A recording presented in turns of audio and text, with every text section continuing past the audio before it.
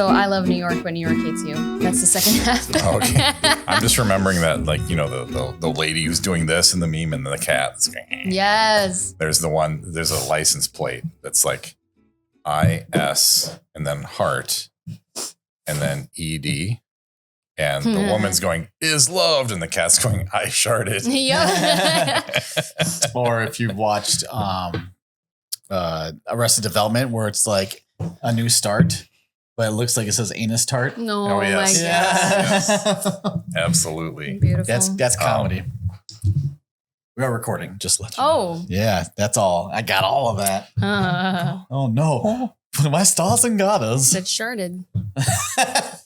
No, Sharded is going to be the name of our new podcast. It But stands for something else. Oh, The Chartery. Ooh. Shart and Chartery. Shart and Chardiers. Charcuterie. Charcuterie. Charcuterie. It's a very messy Yeah. display. It used to be pine colored on that board. Now it looks like oak Ooh. Yeah. or cherry. We need theme music for our thing. She's a musician, so yeah. What's the song? What's our Bards and Balladeers theme song? she's like, back that ass up. If you're a balladeer, you got a big ass tear. I don't know. I'll work on it. That's giving me a To big work ass. I'm crying because I raised you wrong. You've embarrassed the family again. Would we have to write our own song, or can you use another song? You can do a sound alike. Oh. Yeah, something like be our guest. Or Mm. see my vest made of real gorilla chest. Oh. See my loafers made of gophers. Okay. What is it from? Simpsons. Oh my God. Remember, it's always the Yeah. three. It's always the three. Yeah. Simpsons, Family Guy, or South Park. I'm just realizing Okay. you've been alive the entire time The Simpsons. Like, you've never been alive when there was no Simpsons, have you? I think so. Yeah. He was born in 94. I So know. 5 years, you know, like Was it Wow. that's 5 years before you were born. 89. Dang. Salute. I heard they're going off the air soon. Oh. About fucking time. Mm-hmm. And they've, Like no shade on them. It's just time. yeah, Yeah. it's just like everybody's got to play the course and everything. There's you know? life cycle. Do for it before everything. someone dies, and then you have to make some stupid reason why, like, oh, all of a sudden Mo is not there or something, you know? Mhm. Don't die, Hank Yes, Azaria. We Mo. love you. That's Just my quit while you're ahead is the thing. Yes. Yeah, that's another podcast in itself. So welcome to Bards and Balladeers, people. We're back at it again, our third week of doing this experiment of life, liberty, and justice. pursuit of happiness. Pursuit of happiness. Yeah. Something the Constitution said we should be able to make podcasts. We said no political stuff either. That's just Yeah. the Constitution. Yeah, well, keep your constitution with your dexterity and your strength. Give me a wisdom check. Yeah, I'm talking about like, how strong I am. It's resilience, like you said last time. Yeah, Last This is week. resilience. that's not a D&D stat. Constitution. Resilience? That's fortitude. Oh. Resilience. Oh, Pathfinder's Oh. Constitution. Yeah, same Yeah. thing. Yeah, see. Pathfinder, D&D. Don't you semantics me, man. Interesting. It's all the same. Of course, other role-playing games are equally fun. All of them. Equal time. You know? Mhm, Oh, mhm. yeah. That's a British thing. Yeah. British. Oh, you like to play the bangers and mash RPG. You just eat. That I don't. Was there an English person in here just now? There totally was. Where did So they go? authentic, guys. The most authentic British accent you will ever hear on this Yes. podcast. It's not any particular part of Britain. It's just British. you know? Yeah. It's Timo British. It's Yeah. from the Orkney Islands, Orkney? Just outside of Scotland. Oh. Yeah, Yeah. no one goes there. Scottish. Nobody wants real facts You here, want to hear a Oscar. real Scottish Well, why'd you person? invite me? Yeah.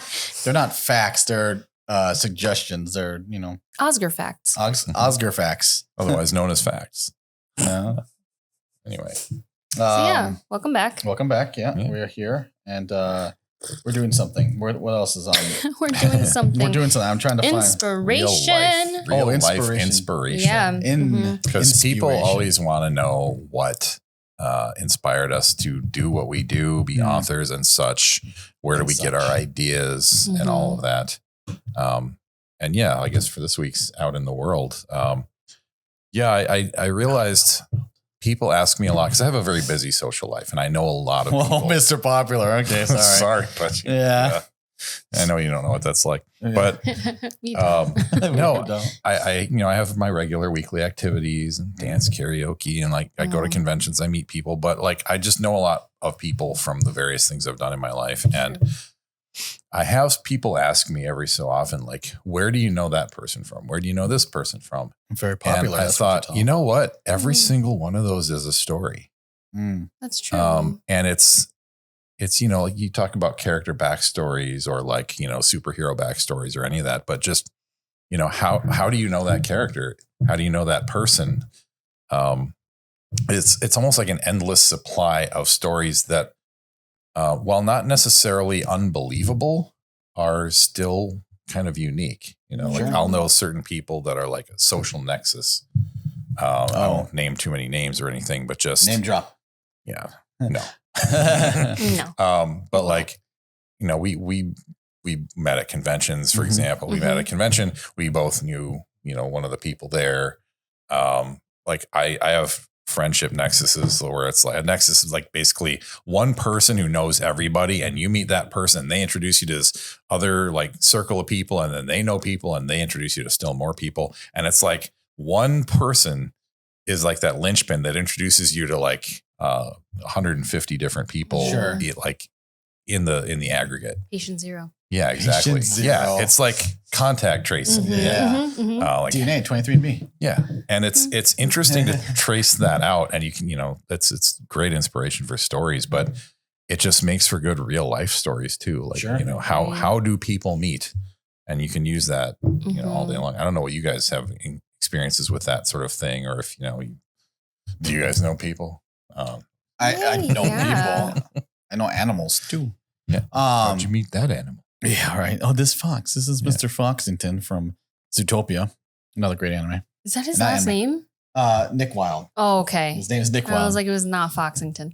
But only, a certain demographic would know the true meaning and the diversity of Zootopia, but we won't talk about that. Maybe another podcast. But it is interesting, like, that we all kind of connect somehow to something, to somewhere. There's always, like you said, these nexuses, even in work. Like, if it wasn't for work, we would never meet. It's true. It wasn't for my family working there previously, I would never have thought about working there in the first place. So it's just keeping yourself open to like these opportunities, these situations and everything. And yeah, I guess writing and like is all about connections. Like it's you're either making the outline, or you're figuring how to get from point A to point B, or you're figuring out how people all work together. So I like the idea of those connections through even outside your books and everything, just facilitate just what we need to do to keep our minds rolling and always thinking of ideas and stories, because everything in life is almost like a practice, like, so even just like knowing how to talk to people is practice for knowing how to write people, I guess, a little bit. Yeah. I agree, especially because in books, like you can have a character, like a lone character, and you still have a story, but only because there's some kind of conflict. And I feel like when we get to meet new people, different types of personalities, you can potentially get inspired by new types of conflicts, only because when you meet somebody different, there's like a beauty in the two extremes meeting, right? But at the same time, like it's not always going to be like true conflict, but that's my thoughts on that. Conflict is a form of context, Sure. Everyone exists in context, and some of that is just social context, like how you met that person. It's that whole 6 degrees of Kevin Bacon thing. Yeah. What was it on Modern Family? It was like 6 degrees of like King Charles III or something like that. Oh, really? Like he was doing like something like no one does that, but of course he did, because he's a nerdy little kid. Oh. Yeah. And now we just have Ancestry.com. Yeah. I'm DNA part 17 corgi. What the crap? But yeah, like it informs a lot about how we think of ourselves too. Because one thing I recognize in my own life is, certain people I met when I started down certain pathways. Like I started The dark side. Like there's a dance night I started going to. Oh, sure. And a lot of that was because of like this one person that I met. And once I started going to that, like for the first time, I started meeting a lot of people with my similar taste in music. Yeah. Whereas before that, there was few and far between. Right. Sure. Because apparently, you know, the nerd circles I had previously traveled in, not really big on new wave or whatever synth. Or But dancing they're in general. listening Yeah. out, man. Yeah, like, oh my God, social stuff. It's like lots of hard rock. And you know, Oh, Yeah. sure. gamers and their hard rock. It's really a thing. It's common. Yeah. Or they're J-pop. It's either hard rock or J-pop. Yeah. I feel like. Oh, Yeah. sure. It just depends on the generation. Right, I think right. Yeah. generationally, like Gen X gamers, Mm. hard rock, heavy metal. There's a lot of that. Yeah, because there's no like implied like reason to connect like in real life, like dance music, you're supposed to dance. Mhm. But to like rock or heavy rock, you're not really supposed to dance. Maybe like moshing or Thrash. or you know. thrashing, Yeah. yeah, which is a very solitary type thing. It's like a catharsis Very of angry. yeah, of Yeah. anger, of rage, of these extremes. And so I can see why you would have more of a community around like the dance music, and also love that you have that community. That's really cool. Yeah. Yeah, it's fun. I mean, Mhm. I don't necessarily think of it as a community because I think the word community tends to get co-opted too much. Sure. It becomes Sure. sort of a almost not a dangerous concept, but just people sort of subsume themselves in favor of being part of the community. So it's like a place to hide for a lot Sure. of people. Oh, Becomes very mhm. tribal. That's a whole podcast right That there. is, there really is. But like, I think one thing I've noticed is that hard rock and heavy metal used to be the music of outcasts. Yeah. They have the Yeah. culture. Yeah. Mhm. Especially people who came from very religious backgrounds and their parents were like, you can't listen to that. It's devil's music or whatever. And it's so tame compared to some of the stuff we have now. But Like in the 80s, like Yeah. D&D was the devil's game Mhm. and Ozzy Osbourne was the devil's musician Right. and all that Yeah. stuff. Yeah. Knights And in servitude of Satan. Yep. yeah, so you got people who are outcasts in one area of their life or for one reason, and they Mhm. gravitate to things that are like people who are outcasts for other reasons. Sure. So you can be outcast for like having weird interests or nerdy interests or like listening to music that, you know, isn't okay with your parents. And there's this sort of, it's weird. There's almost like a sort of rebellion around the origins of role-playing games. Oh, sure. Yeah. And so you get a lot of the things that Mm. used to be signs of rebellion kind of coalescing into groups and forming communities. And it used to just be that you had to, there weren't enough nerds that you could keep any of them out of your group. You're like, you know what? We need the numbers. We right. We need We need a healer. we need Bob to show up to gaming because otherwise we won't have enough people for a Sure. group, but we Right. all can't stand them, you know, that kind of Yeah. thing. Right. Yeah. And now there's enough of everybody that it's like, yeah, we can actually discern a bit more. The internet did a service on that one, at least, because it really did connect a lot of people. And it was always those things like when you're growing up, you only have the little group that you have. Like, I think it's different. Again, we grew up in the 80s and 90s, so we didn't have the internet to connect. So we just had to deal with whatever was available, Mhm. kind of. I don't want to say deal because I've made some really good friends, you know, because of it. But as you get out into the real world, like everybody thinks high school is the real world. And if you don't date Timmy or like get into High School Musical, like, you know, you're going to be nothing. But it's after that point, right? You get to really shine and really get to find those people who are like mine. It's like even us later in life, like I didn't meet you until like 2 years ago or 3 years ago, Almost two. almost 2. Yeah. Happy Going anniversary, strong. guys. Happy yeah. anniversary. Yeah. And April, I think. yeah, it was, or when was, I don't remember what QuantaCon was. 23. May Oh. 23. Oh, there you go. May 23. Boom, next And one. but it's always nice to see that you can make really strong connections very quickly, not because you're like in desperation that you need these people, but because you find these people who are, for lack of a better word, your people. Like, you know, when you get into these author circles, like you can start to understand the people, these people, because you know their plight. You know an author's plight because, you know, like we spent hours trying to write this story, hoping that someone will just listen to us, right? So, and it works with anything. It could be the music, it could be dancing, food, you know, nerdy stuff like D&D. It's all just finding that group of people and the people who understand you. Yeah, I think that's the biggest thing, is that they have to understand who you are, at least to that more higher level. When it's funny because I, you know, in the gaming community growing up, and I found this right through my 30s, and I think it's still true. It's just I kind of gotten away from a lot of the community. the community. It's not one community.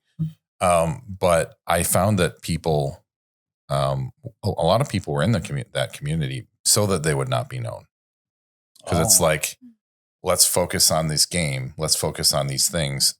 And let's not talk about who we are. And let's not, talk about real stuff. Yeah. So you can, just like anything, you can use it to connect or you can use it to hide. Mm-hmm. I think the sports community is like that too. Yeah, where it's just, team stuff. Yeah. Like no one, you don't really get to know each other. You just have to share a fandom. Right. And it's escapism to an extent, because even that like regression away from things is just you traveling through another means, right? Yeah. Because even though you're pulling back from society or whatever, you're venturing out to another realm that way, whether it's sports, whether it's video games. But a lot of people think it's almost like that Facebook thing where when Facebook was huge back in the day, it was almost like I am not popular or I'm not important unless I have these many friends. And then everybody that you had as friends they're just a number. Like these people weren't really your friends. Your friends are like a very close set knit of people. Right. They're not like the 4,000 friends you have on Facebook. It's almost like if you counted every business card you gave to somebody, you counted them as like a successful business connection. You're just fooling yourself. But yeah, I mean, part of this episode is, what inspired us to be where we are. And I mean, I started in the gaming. I started as a gamer. Tired of saying gaming community. There really wasn't a gaming community. There's obviously several, and every little group is its own thing. But I was not even quite 7 years old. Oh. When I say gaming, sorry, everybody, when I say gaming, I generally mean role-playing games like D&D and others, because I have like 25, 27 game systems. They're not all D&D and Pathfinder. There's other good stuff out there. It's funny because that you say gamer in that respects, I'll say gamer in the video game respects because I was right at that ripe age of Nintendo when it came out. Yeah, well, I grew up with NES and all that, but that wasn't really. I mean, there was no online NES. That wasn't really a social thing. You could get together with friends that you'd already made and play games at someone's house. But with role playing, it's the same thing. It's just that was really my passion once I discovered it through my brother. Like his ninth birthday, he got the basic D&D set, and he read the rules for a few days, and then we gave it a trial run, and I was hooked. Yeah, sure. And then we did that for a few years until he got tired of running it. And that pretty much led directly to me being an author because he got tired of running it and I didn't get tired of playing it. And eventually I decided, if I ever want to do this again, I have to run it. Right. You got to be the DM. And what that means for anyone who doesn't do role-playing games, everybody plays a character, usually one character, except the person running the game plays literally everything else. All the other characters that you need people to run into, this tavern keeper or that shop owner or that monster over there that attacks the group.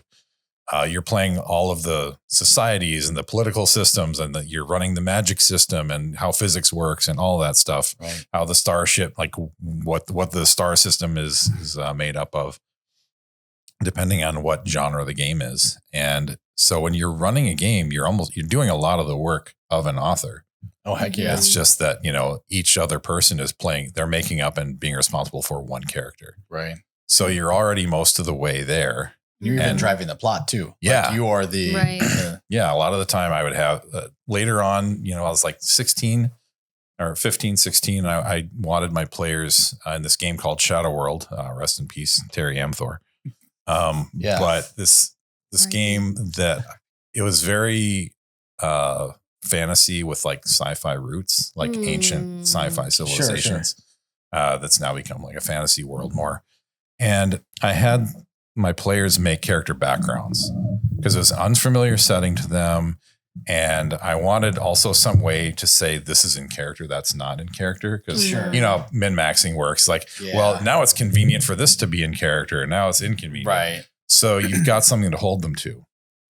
And so I had people make character backgrounds, and then I started running this game, and eventually I decided on like, I need something cohesive. So it's not just disconnected episodes. So there's a through line and a plot.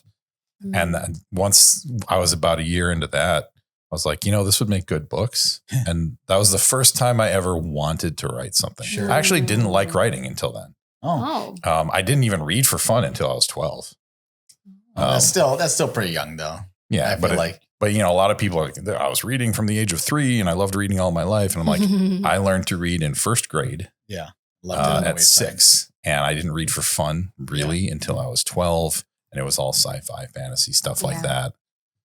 So that was my direct route to being an author. Sure. And it's a huge source of inspiration. Mm-hmm. And I learned a lot of good skills, like you got to think on your feet for the group. Right. So I learned a lot of skills of just, what makes the most sense to happen right here, or like, what would this other character do? So that's how I ended up here. Right. And that relates directly back to like, how do you know people thing? It's just True. Just each step in that process leads somewhere and leads to here.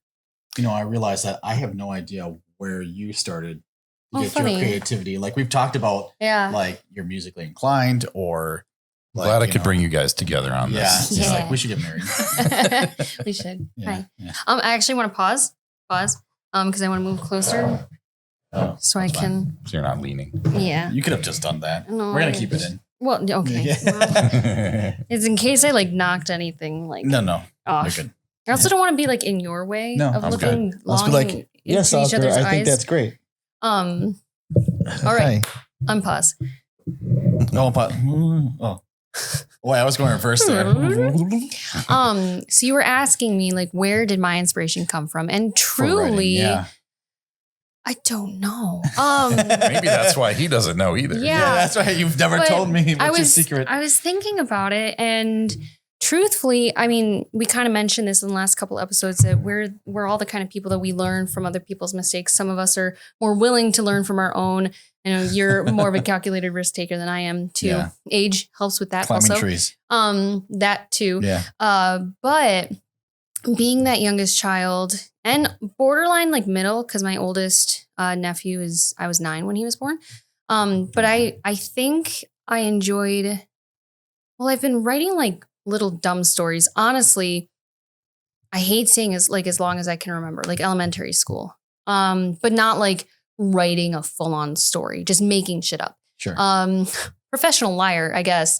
But Your mom loved you. she did. It was the lying part that's, every kid, Pushes things. the truth, right? Right. Pushes the truth. Probably for attention and stuff like that. But being that observational creature, I just wanted to almost like recreate things that I've seen in real life and expand on them because they either fascinated me or just giving my, I guess, pulling back to fan fiction, like giving my own description of these things that I'm seeing like in real life. And I think that's also one reason why I do like historical fiction to a degree, because it's usually about something that has actually happened or a location on Earth that is real and just expanding on that. But when I really started writing was like middle school.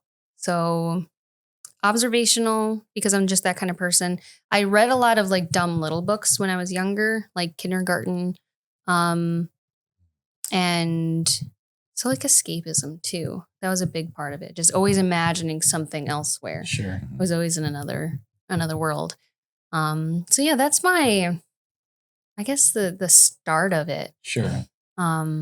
Sidebar, like at some point, I think it'd be fun to discuss. Like we always use the term escapism and just talk about what were we escaping, right? Because not everyone who's using escapism had a terrible time. They just have that like active imagination. Mm-hmm. Yeah, Like it's like some of it's more escapism, some of it's more exploration. That is true. yeah. That is true. and Real that's life is the kind of mind. boring sometimes. Yeah. Yeah.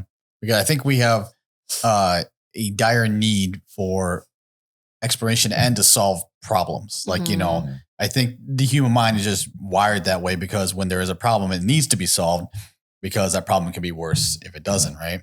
And I think sometimes that if I go a little societal here is that when we don't have problems, I think we make up our own problems. Mhm. Like at times where it's just like, Yeah.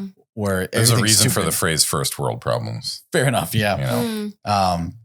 But yeah, that's really interesting. I knew that you had this capability. And I knew that's what you wanted. I know about your story and Conquering Chronicles and all this stuff. I just like, I don't know where you started with it, because I guess 6 years is not long enough to. Right. We're learning something new about each other every day. And music is also a big part of it too, not to dive too much back into it. Dive back off the high end. Well, because I've been listening to music.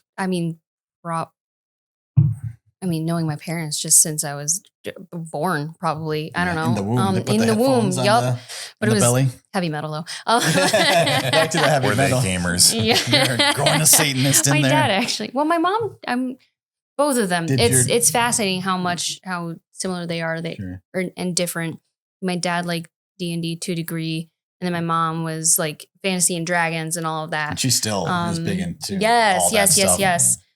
Which I'm very excited for her to read your book someday. Me too. Yeah. That'll be cool. Mama, read it. Yeah, Mom. I still have to send her back. Yeah, Mom. Sorry. Sorry, Mom. No pressure. What are you doing, Mom? No. But yeah, so that's mine. I feel like I know yours, but I also feel like I don't. Like I know what your inspiration was for Navold. No, don't quiz me. I don't like pop quizzes. Where did I get it? Mm-mm. I like that you both found out mine before each other's, because Yeah. I spoke first. It's true. Fair enough, yeah.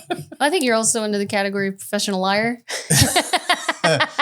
Well, that's the thing though. Like you get more creative with your lies when you had to get yourself out of stuff. Now, I'm going to say this and then my mom will contest it, but like I was a pretty good kid, I didn't have to really lie or get out of anything, but to your point, I pushed my limits all the time to see how far I can go because I was curious. Like I would climb trees all the time in our backyard and my mom would be scared to death for me, but I would go, 30, 40 feet up just because, and I even write about this in my story, just because I love the idea of knowing where exactly to step on a branch in between the connection points and like how big a branch has to be to hold my weight and all that stuff. And it's just,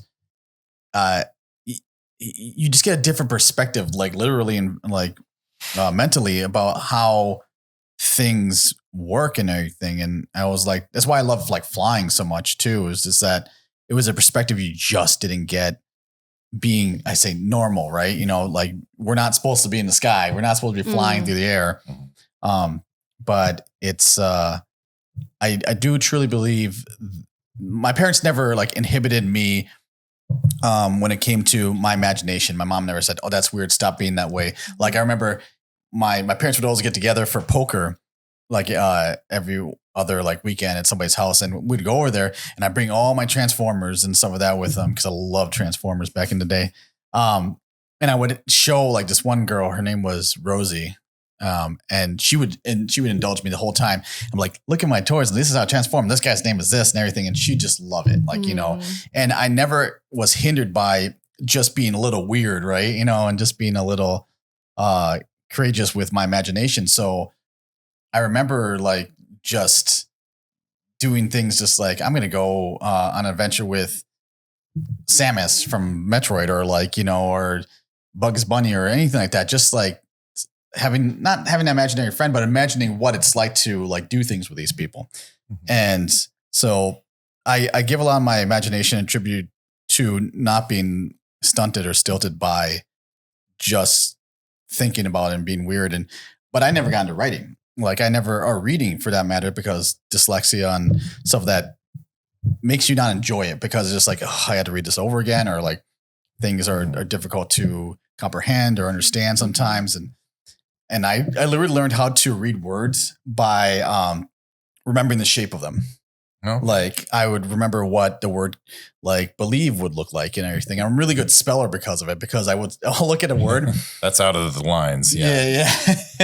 I'll look at a word and it's like, that doesn't look right. And it's like, oh, the I and E are switched or whatever, So, and then I do know that my first foray into writing was when I was like 18 and I was in my high school year, and I didn't want to take another English class because English was just boring to me and I had to read another book and everything.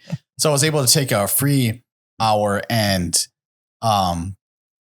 just do some writing for one of the English teachers. So I started writing like a script for a comic book.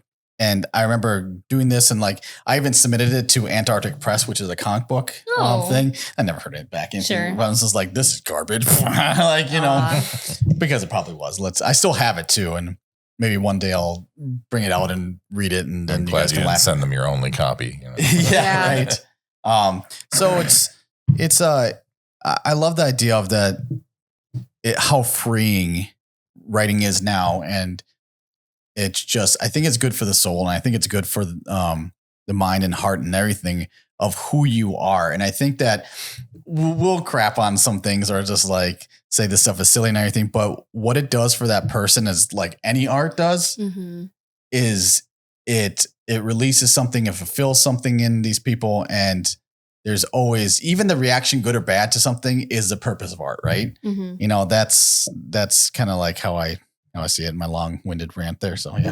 No, it's a good one. Yeah, I sort of like the, you know, how people say, especially with poetry, like, you know, it doesn't matter it's what it means to you that matters. And I was always like, no, here's what it means. I wrote it like, here's what it means. Like, no, you're just getting it wrong. Yeah, right. Which is why I write long stories and not poetry. Sure. Poetry. But it is a technique though. Poetry, like good poetry.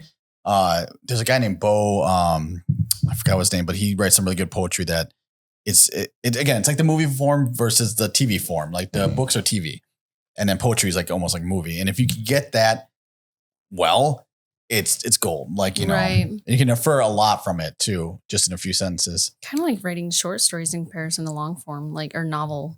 It's a completely different flow, but still needs to fit a story into it. Just different size and but where do you guys find your current inspiration, like to keep you writing? Like from you. Oh. Was that a bullshit answer? I don't know. I could buy it. Like, honestly, I do believe it a little bit. Well, I got back to writing my third book because people are asking me. They've been asking me for a bit, but you know, it's been 6 years. Oh, okay. But yeah, that's what happens when you print your second book right before COVID lockdowns and everything, and gig work and everything else that went on. But like you reading my first book and reacting to it and everything was one of the things that helped keep me motivated to work more. Yeah, you're the muse. Yeah, we all hang out with each other because we're all inspiration. Honestly, yeah.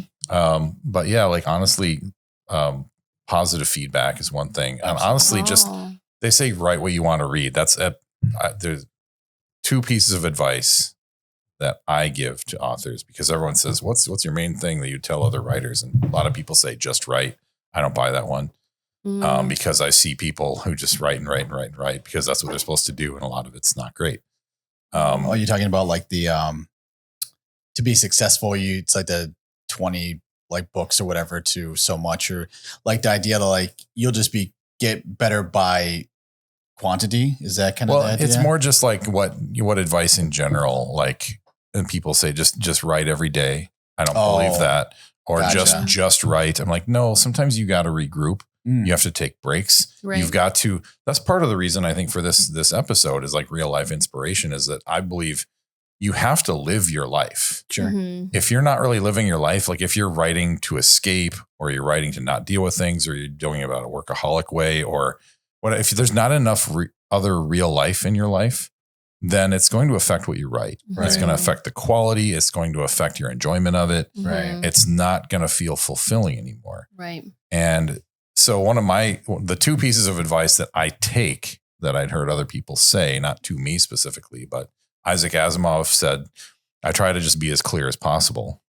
So I really try to do that. It's not to the point where it's boring and dry. Sure. But I favor clarity, which I naturally do anyway, which is part of why I'm bad at poetry.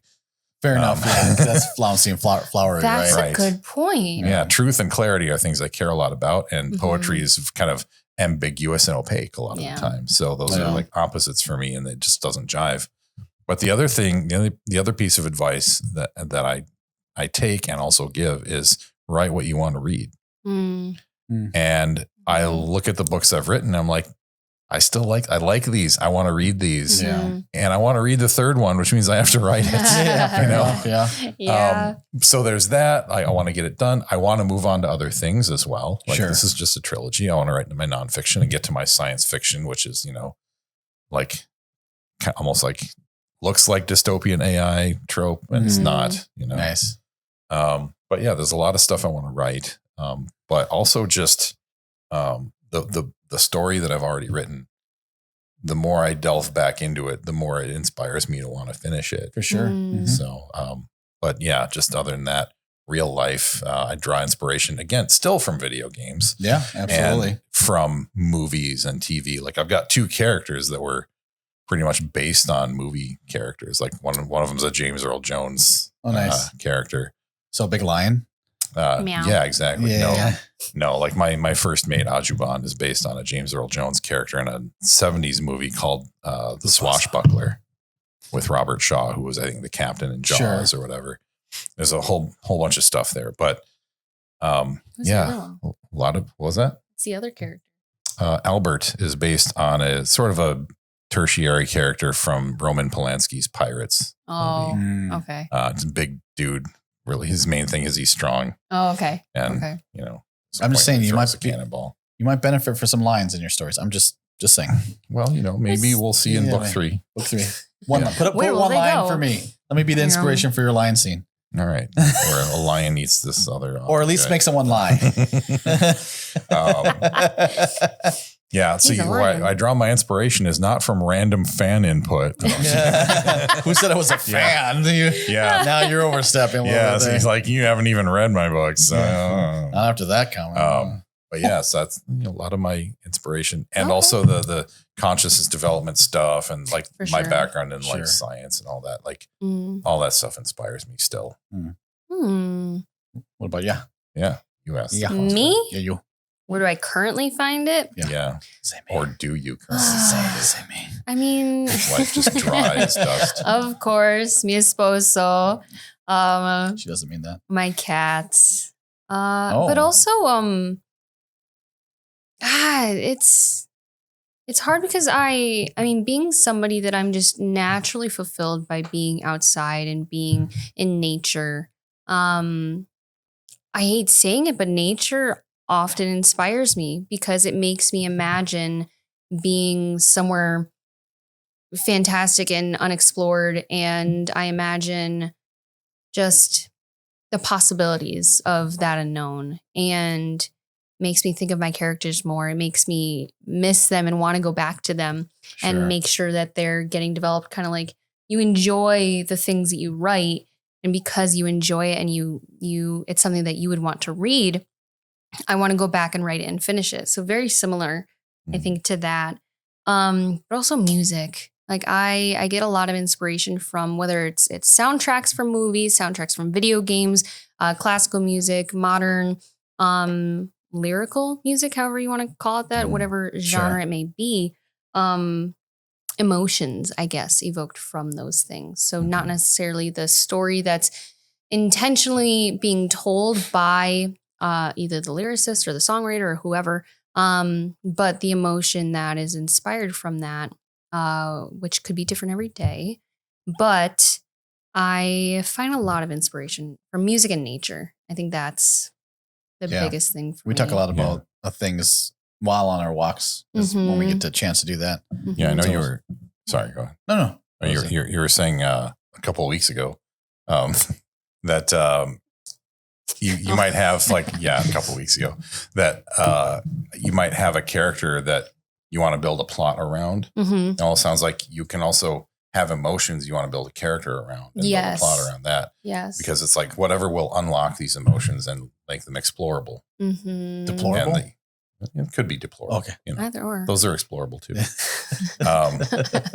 Basket of explorables. That's gonna be my antithesis, writing to the Expendables. The basket with deplorables. And it's just old ladies with their basket of croissants and then it's gosh. Well, we just had Easter, so a lot of people got their baskets of All right. explorables. True. Easter Explorable. explorable deplorables. Yeah. But yeah. But Oh, so go ahead. No, I was just saying something about unlocking those emotions and the conflicts that happen that cause those emotions too. But Right. go ahead, continue. Yeah, I guess I'm curious because you said, I hate to say it, but nature. And I'm like, why do you hate to say it? Because nature's always trying to kill us. Well, it's also That's why it makes you present. Yeah. right. That's true. That's true. Constant vigilance.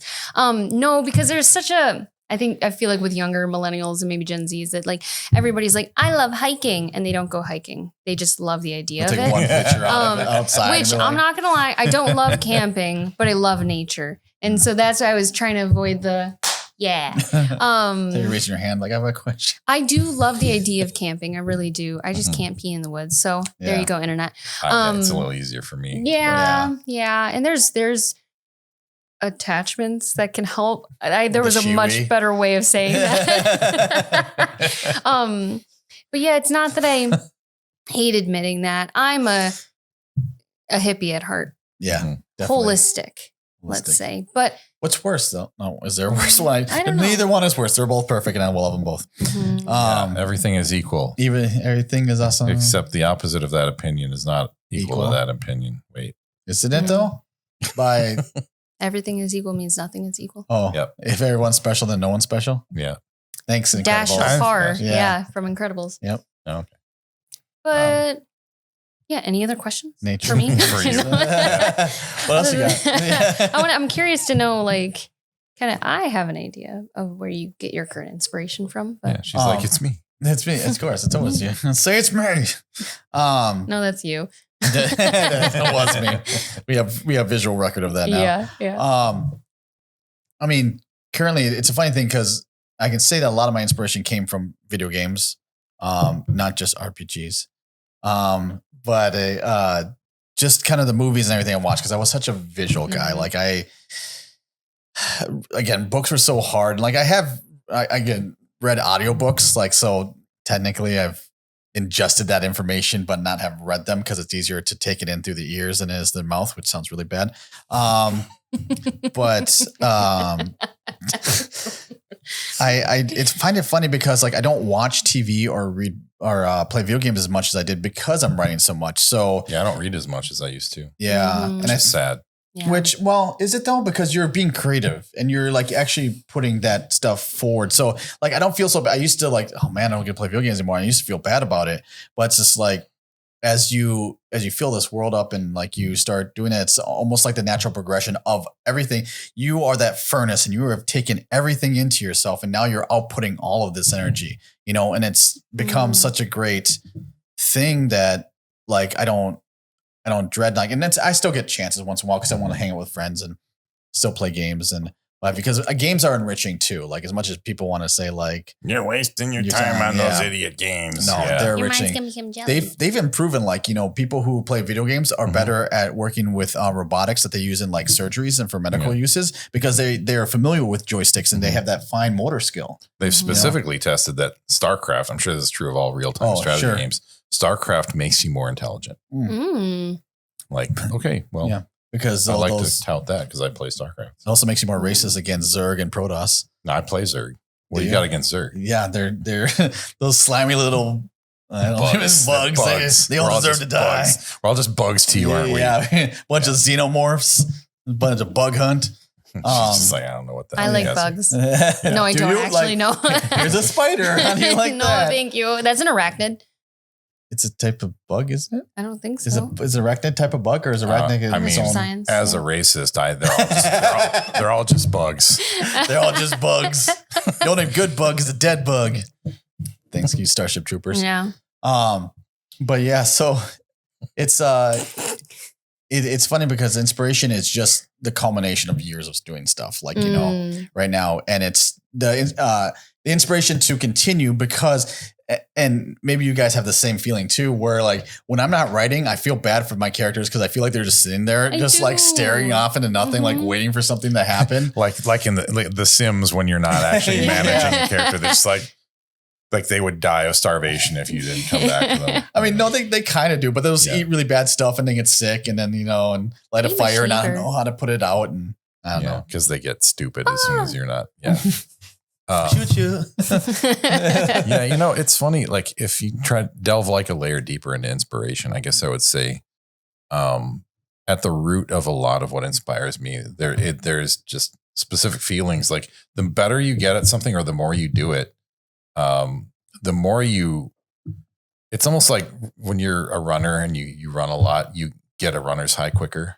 Sure. Like that feeling of like putting a bunch of plots together well. Mm. Like you get used to it and you're like, I miss that. I want to do that again. Yeah. And you're like, and you realize I can do this more easily than when I started. Sure. Yeah. And like it's almost like a flex. Like, Yeah. you know, like some people work out just like to feel that energy coursing through their bodies Right. or whatever. Like, that's why I do some of the writing that I do, just plot wise, or even the nonfiction stuff. And just like, I did that because I can. Right. Sure. And like, you know, it's someone's going to want to read it. Someone's going to get benefit out of it, especially if it's my nonfiction. Sure. Like my fiction's more entertainment. They can get benefit, but you know, either way, someone's going to like it, but I did it because I can, and because not everyone can. Mm-hmm. And like, you know, it's fulfilling to know that other people get something out of it. But if we're being honest, it's fulfilling because it's fulfilling. Right. It's almost like self-referential. Like Sure. it feels good. Yeah. Right. And therefore it's fulfilling. It's an authentic expression of me and what I enjoy. Mm. And I think people, they dump on that a little too often in themselves. You know, like I should do this. I should do that. They're shooting all over themselves. Mhm. You know, I got to change my pants. I like shut it too hard. yeah. So I wish I could take credit for the phrase, but yeah, shooting all over yourself is, that's a great one that I heard. Fantastic. Let's get a sticker of that. Yeah. I Yeah. sh- I Don't should shoot Don't shoot all over yourself. Don't do it. But Unless yeah. you're wearing Depends. Do you, if you don't mind me interjecting, No. did you always feel that way about writing, or did it take you a while to get to that point? You know, it's funny. I think I always felt that way, but I didn't always recognize that I always felt that way. Okay. I wrote the first bit of that story, like that based on my old RPG when I was 16, 17 years old. The first bit of I wrote was like 5 pages on my flight to Boston for college. Oh, And- wow.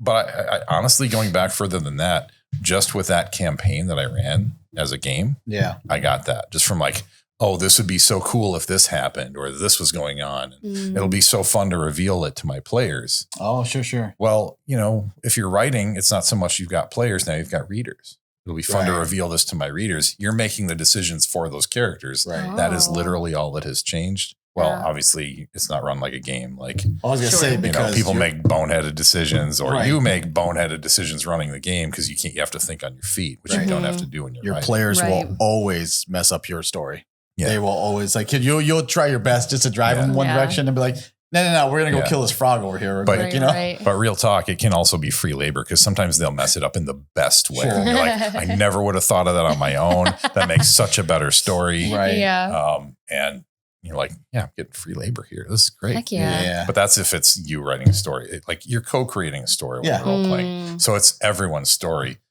But let's face it, we all know who's doing the lion's share of the work. yeah. Mufasa, James Earl Jones. James Earl Jones. You know what? All fiction really just comes back to James Earl Jones. does, So, I Yeah. mean, the good ones do. Yeah. yeah, Mhm. rest in peace. Rest in peace, James Earl Jones. But yeah, I think I did always feel that way. But Okay. the more you engage it, the easier it is to feel it and notice you feel it. Yeah. And it just gets more powerful. Sure. Mm, It's Yeah. just more in your awareness, mm, I think. No, I agree. mhm. It's again another trained skill. I really believe Yeah. that. Mhm. And it's there's also that thing that says, or people say like you should. I think you told me, was it Stephen King or who said like you should do your three Brandon Sanderson. Brandon Sanderson, yeah. Don't publish your first 3 books. I'm doing that He completely encourages wrong. you to do that. He encourages you to He do? encourages you to not publish your Sure. first 3 books. Sorry. I published my first book Yeah. I and my know. second one. We have Yeah. 2. I And guess so- my first 3 would be my trilogy, probably. Oh, Yeah. Oh, well, it's shit. I'm just kidding. Yeah, mine is. No. Good. Please buy our His books. philosophy is, I'm so sorry, buy his books. They're fantastic. Yeah. Well, at least 1.5 of them are so far. We don't know how the second one's in. So. Apparently it ends in a way that might. Well, I know for actually, a no. fact she hasn't read the first half of the second. She hasn't thrown because of anything what at she me doesn't yet. know yet. Yeah. But Not yeah, the first half. First first couple chapters. Yeah. But his philosophy behind it, I'm sure he's had this philosophy for a while, but he's put out these lectures recently, just about stories. Stephen King. No, Brandon Sanderson. Oh, Brandon Sanderson. Okay. Yeah. For a second, it sounded like you were talking about me. No. Not him. What? Not him. I did not. Sanderson published some lectures on just plot, storytelling, stuff like that for his students because he's a professor at somewhere. It's somewhere in Utah. Yeah. Is he Mormon? I think so. I don't know if he is, but it's BYU. Yeah, Brigham Young. Bring your own Brandon. We have a Brandon. We do have a Brandon. Hi, Brandon. Well, bring him. But Bram. First 3 books. Yeah. Not that they'll be shit. Sorry, that was a joke. Just that you're gonna learn as you go. And so he encourages people to not publish them and to see them as either examples to learn from or revisit later on. And Sure. on one hand, I see what he's saying. I really do. Because you can learn so much as a writer, especially if you haven't been writing seriously like prior to those books. But at the same time, I disagree also because I think that counterpoint, I really don't have one. I just think that people can publish them, especially the self-publishing route. Right. There's so much that you can do and there's so many more opportunities, I think, by going that route and still learning from it, still getting feedback from people, Right. building up a community, getting your name out there. So I think there's benefits, pros and cons to that thought process. I wonder if there's an expectation for people who publish versus people like, because I feel like if you publish the same book, one on like one of the free sites like Wattpad or whatever, people will love it and they'll give you a lot more leeway than if you published a book and it was the same thing, because one, they would have either had to pay for it or, they expect something more polished and everything, even if it's the same book. Like somebody can enjoy it one way and then read the same book and knowing if they paid for it, they might not enjoy it as much, maybe. It's just one of those things. I'm not sure. I gotta say, I will agree with don't publish your first 3 books if I can add the caveat, have all your first 4 books be identical. Which is basically, I don't agree with it at all. I published the second edition, third edition right away. Look, they're identical. Yeah. Oh, that's great. But no, this actually came up at MiniCon last month now. Well, last month, yep. Yeah, it was totally last month, not last week. Mm-hmm. So long ago. 4 months ago. But it came up, the guest of honor, Wesley Chu, was saying, the first 300,000 words, the first 3 things you write or first several things you write, it's going to be crap. You're going to, it's not going to be good. And I thought that's not always true. And it's not, right? And it's not even just about talent. I remembered this story I read about Tesla. I'm not saying you all need to be Tesla. Nikola Tesla? Yeah. Okay. Not the actual car. Right. Yeah. Sorry. No, I'm not. I'm not endorsing the cars. I'm endorsing the scientists. The scientist. DC power. DC power. So I heart pigeons. I'm the walrus. What? But no, there was a story about he was working on, I think, refrigeration. And you know that. So he was, putting it, coming up with these hypotheses and testing them out, and then this gets a little, wonky here, building the models and then checking on them from time to time, making tweaks, and then, okay, and now it's ready. And when I say it gets wonky, I mean, because he didn't build the models physically. They were in his head.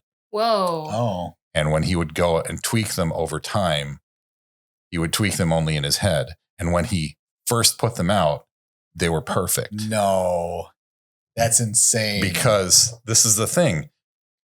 The first things that you think through, the first stories you complete, they might be out there, they might be in here. There's a certain amount of tweaking you might do in your head that's going to make it better when it comes out here. When you put it in physical form is not the final arbiter on what's going to be good. Mm-hmm. Sure. Because some people just know how to check themselves before it gets to that point rather than after.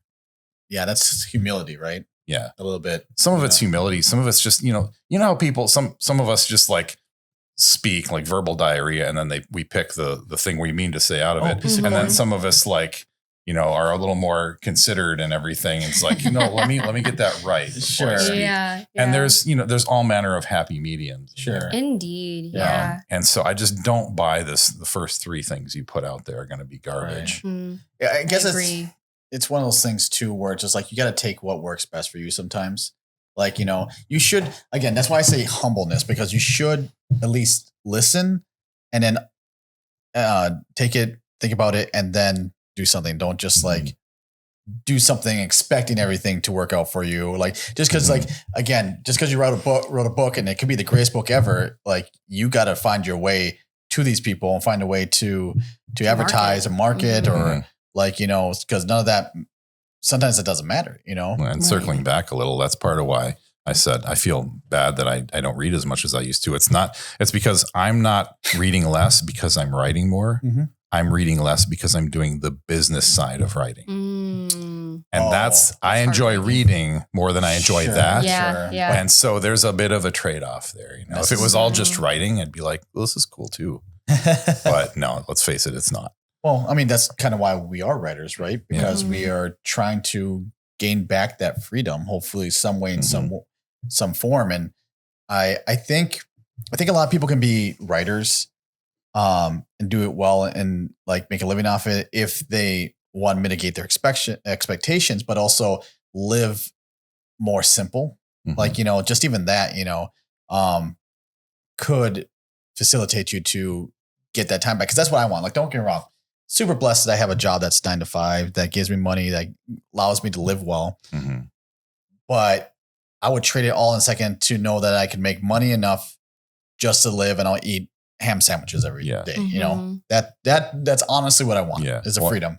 And I've seen this, I've got like 3 main goals. I've got like, the successful writing career. This is the shorthand of how I describe it. The successful writing career, and the satisfying healthy relationship, and like getting a lot further with my meditative practices.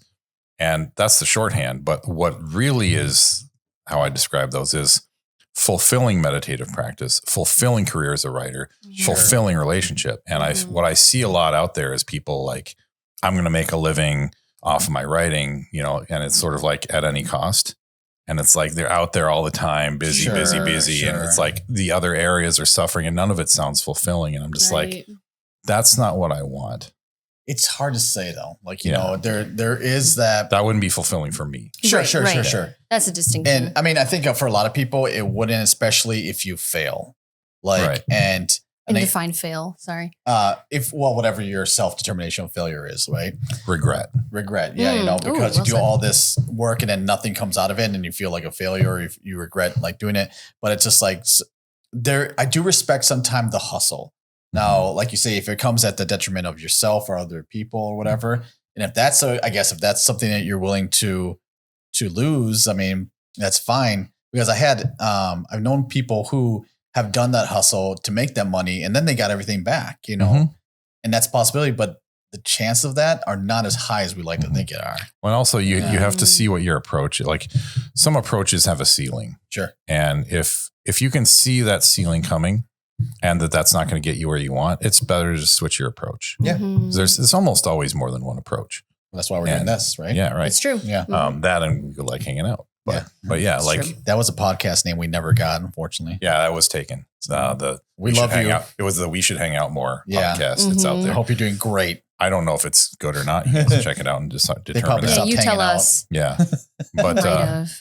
But yeah, I think I like living my whole full life. I want to get my time back. Sure. But yeah, like there are different approaches, and I could see, like, if I have to walk my books physically into everyone's hands, that's too much of my time. That's tough, Right. I'd rather get in front of people, more than one at a time.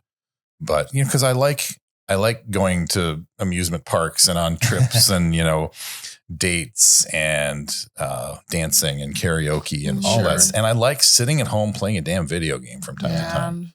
And, like, because those are all things, they're not just things I like doing. They all also inspire me, like Yes. circling back a little bit. Yes. Yeah, absolutely. Like my mom asked me, like, where did you learn all this Caribbean geography? And I'm like, Mom, I grew up just like my brother playing Sid Meier's Pirates on our computer. Oh, And wow. you would get like annoyed with us for it. Yeah.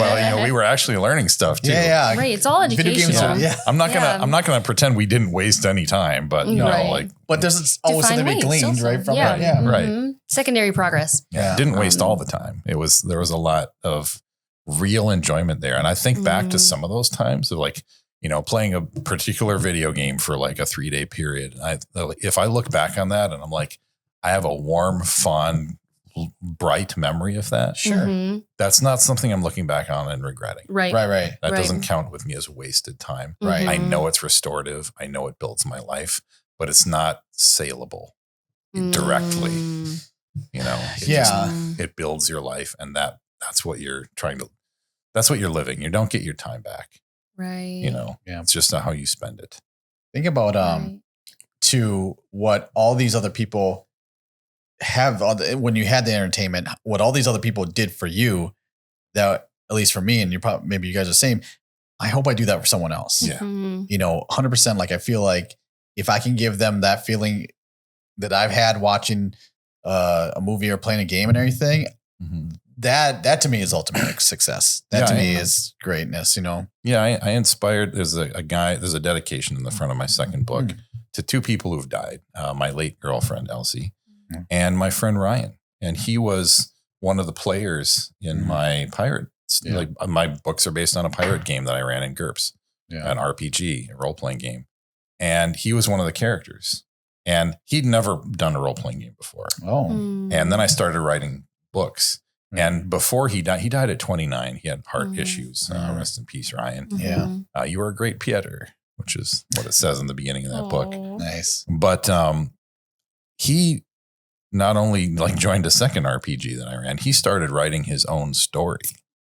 That's Like, Man. like it's like 1930s fighter pilot kind of thing, Oh. or something like Ooh. that, I can get behind that. Yeah, it Mhm. wasn't Yeah. like a carbon copy of anything I was doing. It was just Sure. like, I could do this. It put it within reach for him. Mhm. Yeah. And, he didn't really get anywhere with it. Like, it wasn't much longer that he passed away. But, Mm. but like it inspired him. He got a lot out of it. He liked working on it. He Sure. liked, living in that world for those Mhm. periods of time. Yeah. And that's really valuable. And I was glad to be able to do that for him. Do you Absolutely. have access to that? Do you know His story? His story, yeah. No, he never showed it to me. Oh, dang. Aw. I think he showed it to his wife and she had some criticisms. He was, like, how it is taking feedback, I know. especially with Wives are the very mean first about ever that. stuff you put out there. We're hard critics. Yeah. Harsh critics. But yeah, Because I was asking because like, what a wonderful way to honor him if you could be the one to finish his story and everything. If that was something that his wife would want, or you think that you could do right by it, right. And yeah, I think that's part of it is, and I know there's a whole thing, this appears in Babylon 5 a couple times, but like that whole, finish what this person started. Sure, yeah. And I'm like, you know what? Only when it's authentic. Fair enough, Mm. yeah. If it's not, let it inform what you authentically want to do, Yeah. because that's always going to benefit the world more. Yeah. Always. What a beautiful thing to be inspired by is by inspiring other people to do things. It's almost Sure. like a Aurora Boreas of Yeah, inspiration. Yeah, and everybody wins. You feed off each other. Yeah. Right. But And isn't that the that's- beauty of life too, right? Yeah. Like of art, of music, of anything creative. Like it's perpetually pushing forward the hope that yes, we can get through whatever is surrounding us. And like some of the most beautiful art is made from tragic circumstances to a degree. Obviously I can't think of an example right now because I'm just kind of Van Gogh. yeah. I mean, there are so many people who were, they went through like things like ethnic cleansing or purges, or like all kinds of horrific things in the world. Yeah. But and I'm not saying this makes all those things good. Like Sure. you can grow roses out of like a dung heap. That Yeah. doesn't make it not a dung heap. Right. it's just a testament to your ability to make good things out of bad. Right. And But Continue to there's see a the good lot things, of inspiration that comes from that. right. And then that can inspire other people instead of waiting for another dung heap. And I think that's at the heart of resiliency too, right? Yep. Like, Yeah. because you can't be resilient if you're just focused on the dung part of the heap instead of the rows. Obviously, you have to acknowledge that it's there. That You'd be surprised how many people don't want to. But yes, sorry. Right. It's almost like that's like toxic hope at that point. I don't know if that's a thing. Toxic positivity. Yeah. I have to rewrite the negative nature of this in order to accept the positive that came out of it. Like, but no, you can just accept it. Yeah. Like it's hard to, don't get me wrong. It's very hard to, but that's the only way you can truly like, I think, grow from it at that point, just accepting it as it is. But yeah. And I see that a lot with, like, well, I don't regret I see it a lot because I've been a relationship coach, and like, I see it a lot with, I don't regret my crappy relationship because I got my kids out of it and they're wonderful. And I'm like, okay, so that sort of ends justify the means there. But like, so if, again, going back to the ethnic cleansing thing, is like positive things came out of that. Right. Therefore, I don't regret that the ethnic cleansing happened. But like, you could acknowledge it as a separate thing. And but it's a horrible thing. Yeah. If you make good things out of whatever you experience, you can still acknowledge bad things are bad, good things are good. You can let them be separate and say, yes, I'm glad that I have these things in my life. But that doesn't mean that what is a good thing that happened or a good decision or whatever. Right. But I wonder, so when you said that, I'm just like, I don't know if we can say like good things came out of bad things, because I think sometimes that we have to put that good into that bad, because otherwise it's just bad and there is nothing to salvage from it. That's not always, Well, yes, and I agree, but I think as human nature needs us to be okay, we have to find something good with it. And maybe you can, because maybe you it's like the whole idea, like if I didn't go through my relationships, I wouldn't be the person I was, who I needed to be with Kate. There's things that, like, did I want to go through it? No. Would I be the same person? Probably not. Anything. But did I need to find the good stuff in there so I could be better? So I could fix my problems? Yeah, heck yeah. Right. But it's like, I really think that there's not good things. There's just good things that I don't even say, because you just what you said, like that came out of it. It's just, we have to make good things out of it, or it forces us to make good things out of it, because we have to either equalize that negativity or because I'm a very big believer in that balance of the world and everything. Something's going to balance out somewhere. Like, you can't keep lying to somebody and then expect like them to keep giving you the stuff. Like, something's going to balance out and they're not going to do what they were doing. Consequences happen whether you like it or not. Yeah. And there's not always bad or there's also good consequences, too. It's like that karma. Like, there's good consequences. You keep doing good stuff, you're going to get good out of it. Right. But yeah, it's this is a whole podcast we could do on this. Right. Yeah. And if I may, just one more thing, I don't want to interrupt you. Is that I think what you're focusing on or trying to highlight is like the gratitude of it. Because truly you can't have resilience without gratitude to a degree.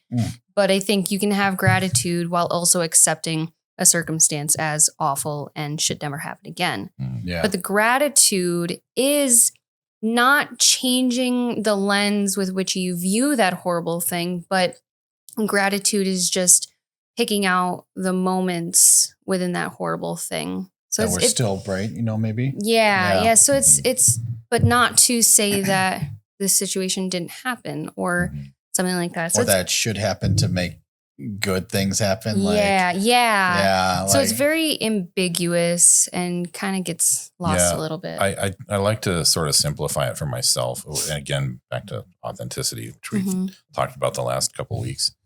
I love when I say that. Same day. It's like a few hours ago. Yeah.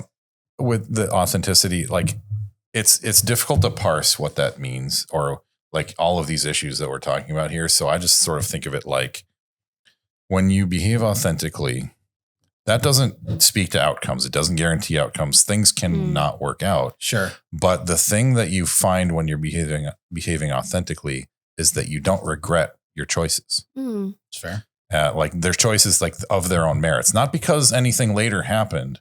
Like, oh, I had kids though, so it's fine. The choice itself, you're like, I know I did the right thing. Mhm. Didn't work out how I wanted, but I don't feel any regret about what I decided. That's what you wanted. Right. You know? Not even just what you wanted, but it felt right on a deep, deep level. Yeah. Fair. But yeah, like, so I'd hope that what you wanted it also felt like the right thing too. But yeah, I guess. Yeah. Well, but like what you want, people define what they want by, I want this outcome a lot of the time. Yeah. Fair enough. Yeah. And so it's more like, this is who I want to be. Mm-hmm. This is who I am. This is an expression of that. And that's who I want to be. Mm. Like, I want to be who I am. Like this is the real me. So therefore I don't regret being that. Right. And how the outcomes are separate. Most people, I think, try to control outcomes. And then they're like, now I regret that. I think Jim Carrey said, like, his dad could have been a comedian, but he got this, bank, like accounting job, whatever. And he got laid off. And Jim Carrey's lesson from that was, I saw that you can lose at something you don't even want. You can fail at something you don't even want. Yeah. But you know who really tries to control the outcomes? Timekeepers. Authors. Yeah. That's very true. Yeah. And maybe that again is, I'm sure we can talk something psychological about that, but it's just like it's the kind of thing too. It's like, kill your darlings? What is it? Or Kill your darlings. Yeah. Where like, you can't just control it into like, to write a good story, you can't just control it into the way you want it to be. You have to do what's right for the story, right? You got to do what's correct for it, because like I always have this idea, it's like someone's going to die in my story and I'm going to hate doing it, but it's going to be the right thing to do. It's going to be the right thing. Yeah. But it's also like, the story is still the story that you want to write. Yeah. It's like, you got to make sure that it's not just the best story you can tell, that it's your story still. Mm-hmm. That's the story that you intend to put down. Right. Like, we talk at some point about, writing out mundane things like, people getting sick or having physical ailments. I'm like, I don't do a lot of that because that's not the story I want to tell. Right. Right. It could be, it could serve a purpose, but it's as anything, you have to like laser focus those intention. Otherwise you're just filling a book and then it becomes boring. Like there has to be a reason for the mundane, right? Yeah. And I think that's also kind of going back to the inspiration thing. Like I don't enjoy reading a story unless it has some like overarching theme or like moral or kind of like fable stories to a degree. Yeah, some kind of meaning you can integrate. Yeah. And so I'm finding that that's one reason why I can't just write a mundane story. Like I have, even though I do enjoy reading historical fiction, there's still like your story, for an example, like still has like, an overarching like emotional thing to it. It's not just people living on a boat, and so that's one reason why like I can't just write a story about like what is it? Cottagecore is another one that's really popular right now, where it's just forgive me, internet. Life, right? Yeah, simple life, a wholesome like story, holistic to a degree, and I just can't do it. I just can't. But I love that. I love that so many people love reading it. Yeah. But it's a soothing thing, probably. It is. But I love conflict and high stakes, and so it's. I think there's such a thing as, like comfort through meaning and hope, and then there's comfort through anesthetic. Ooh. Sure. That's a beautiful way. And I feel like a lot of people right now, especially right now, there's a lot of anxiety in the world. A lot of people are kind of seeking something anesthetic, but they'd be better served by something with meaning. It's just that there's more self-responsibility with that. You have to do the work to like internalize meaning. You have to feel the feelings you're trying to avoid, not just numb them. Right. Wow. Yeah, it's tough, man. But otherwise, if you're writing a story just to write a story, it's just an intellectual exercise, or it's a paycheck. Like I'm doing this to, be successful as a writer. I'm like, I want to be fulfilled more than I want to be successful. It depends on how you want to live your life and everything. And that's teach their own right. Right.